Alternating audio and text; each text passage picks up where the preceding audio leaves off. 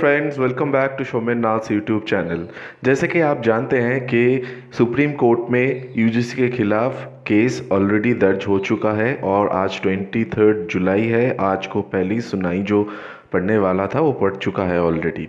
और उससे थोड़ा ठीक पहले पहले ही एक बात किया यूजीसी ने, एक प्रेस रिलीज़ कर दी। क्या प्रेस रिलीज़ कर लीजिए, आके देख लेते हैं। यूजीसी सेज 306 यूनिवर्सिटीज़ कंडक्टेड और plan to conduct final year examination. Or according to UGC, 209 universities have conducted the examination so far and 394 are planning to conduct exam by August और September. ये आज ही का अपडेट किया हुआ है। और देखिए, ये जो यूजीसी बात कर रहा है ये एग्ज़ाम होने के बारे में, और जो क्रिटिसिज्म, जो एचआरडी मिनिस्टर को जो क्रिटिसिज्म सहना पड़ा है अभी, तो डॉक्टर रमेश पोखरियाल निशंक जी ने, उन्होंने भी इसको सपोर्ट कर रहे हैं अभी तक।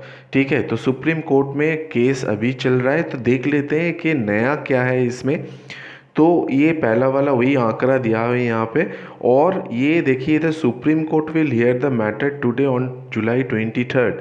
UGC in a press statement said this the same amount. ठीक है, इन अगस्त क्या कहा था वो भी हम एक दफ़ा देख लेते हैं। In July 18 had released a similar update regarding the number of universities that have conducted exams.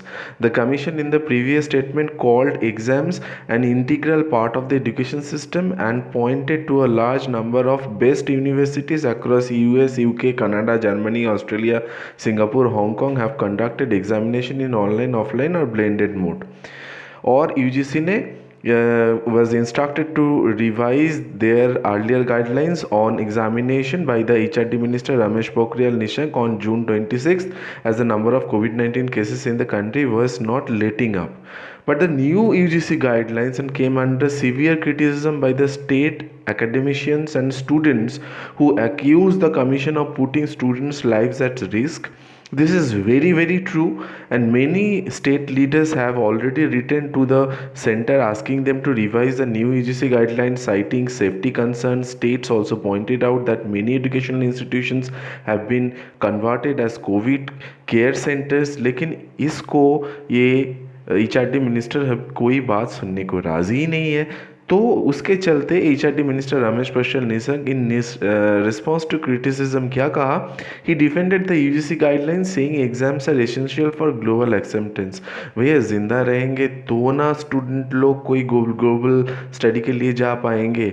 तो ये जो आप keeping in view the keeping in view educational interest of a large number of students, आप कहना क्या चाहते हैं? Students का लाइफ पहले है या फिर एग्ज़ाम पहले है? पहले तो स्टूडेंट्स को बचाइए, फिर एग्ज़ाम के बारे में सोचिएगा ना।